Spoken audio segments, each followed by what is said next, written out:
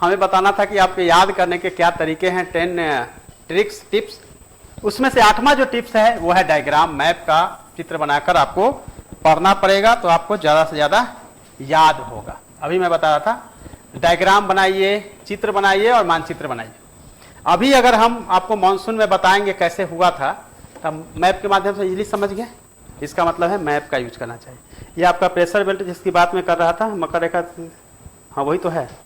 ये हम कल आपको बता देंगे डिटेल्स में, लेकिन पढ़ने का मतलब है कि आप हमेशा डायग्राम मैप बना के पढ़िए, याद रहेगा। डायग्राम बनाने के लिए पाई चार्ट बनाते हैं, आप पाई चार्ट में डिवाइड करके कर सकते हैं, या फिर आप जो है अंडाकार बनाते हैं, उसमें से 3 को लिखते हैं। जैसे यहाँ कारण लिख दिए, कारण में 1 2 3 4 5, या फिर आप चार्ट जो है ऐसे बनाते हैं, दोनों का बीच में क्या है, इसमें दोनों का ABCD करके।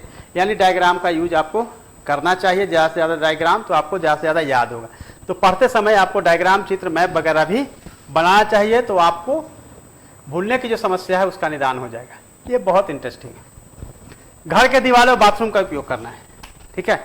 बाथरूम, रेस्ट रूम, जहाँ सबसे अधिक याद चिंतन होता है। देखिए स्टडी रूम में, देखिए यहाँ पे आप देख रहे होंगे, यहाँ क्या है, यहाँ वो चीजें है जो कि आपको दिख रहा होगा। यहाँ चिपकाया हुआ है कुछ जो हमको याद नहीं होता है, वो अपने स्टडी रूम के सामने हम चिपकाते हैं और तीसरे दिन उखाड़ लेते हैं। क्यों उखाड़ लेते हैं? क्योंकि 2 दिन में याद हो जाता है, तीसरे दिन की जरूरत कोई नहीं पड़ता है। बड़े से बड़े जितने भी डिफिकल्ट चैप्टर हो, कोई भी फैक्ट हो, आप 2 दिन के लिए चिपकाइए, आपको तीसरा दिन दूसरा चिपकाना पड़ेगा, वो ऑलरेडी याद हो जाएगा। हम कुकिंग वाला एरिया में रखते हैं, किचन में, बाथरूम में, अपने स्टडी रूम में, जहाँ जहाँ आपका ध्यान जा सकता है वहाँ वहाँ उसको चिपका दीजिएगा, आपको डेफिनेटली याद हो जाएगा। नहीं याद होने का कोई भी चांस नहीं है। तो ये बहुत इंपॉर्टेंट चीज़ है, ठीक है, जिसको कि आप यूज कर सकते हैं।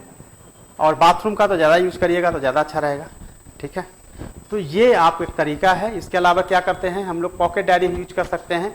जो भी हमको याद नहीं होता उसमें लिख के रखेंगे, तो पॉकेट डायरी से भी हम लोग फार्मूला से लेकर जो भी फैक्ट याद नहीं होता है वो सब याद कर सकते हैं।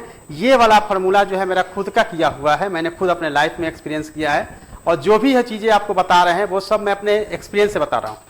अदरवाइज अगर आप यूट्यूब को सर्च करेंगे तो एक तरीका बताएगा, कोई 3 बताएगा, कोई 10 तरीका तो बताता नहीं है, या बताता भी है तो उस तरह से नहीं आपको फायदा हो पाएगा। लेकिन ये जो मैं बता रहा हूँ आपको पढ़ने के तरीके या फिर याद करने के तरीके, उसमें सब मेरे द्वारा किया गया है, नंबर 1। नंबर 2, ये सब व्यवहारिक है, मेरे खुद के ही जनरल और मुझे समझ से जो विकसित हुआ है उसी के आधार पे मैंने इसको तैयार किया है। तो आपको इसका यूज करना चाहिए।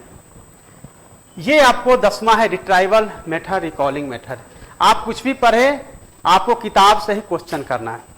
आप QG बनिए, आप उसके बारे में सोचिए, तो आपको अपने आप याद होगा कोई भी चैप्टर, ठीक है। ऐसा क्यों हो रहा है, आप क्वेश्चन मार्क दीजिए, ये क्यों हुआ, क्वेश्चन मार्क दीजिए।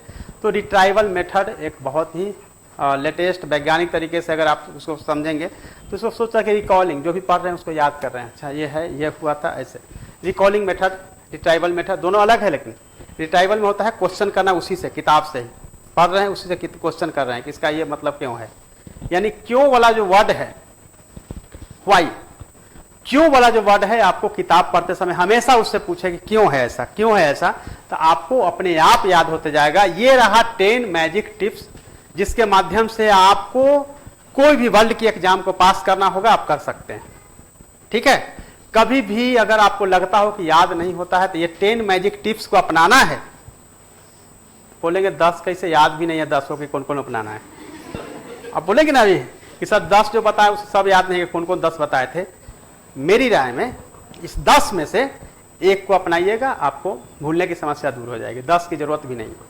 लेकिन ये 10 मैंने बताए हैं, 10 अगर अपना लीजिएगा तो आजकल के आप कालिदास और विवेकानंद बन सकते हैं, ठीक है। और एक अपनाइएगा तो भी एग्जाम पास कर जाइए, जरूरत नहीं कि 10 अपनाना है। लेकिन कोई जो आपको कंफर्ट हो, एक अपनाइएगा, आप लाइफ में कोई भी कॉम्पिटिटिव एग्जाम को पास कर सकते हैं। भूलने की समस्या जो है, इसके लिए आपको ना बादाम खाना है, ना ही आपको हमदर्द का शंखपुष्पी पीना है। आपको क्यों जो मैंने 10 टिप्स बताए हैं, इसी से आपकी भूलने की समस्या का निदान हो जाएगा। और आप लोग अपनी तैयारी कर लिए बाहर जाने का, तो मुझे लगता है कि क्लास ओवर हो चुका है।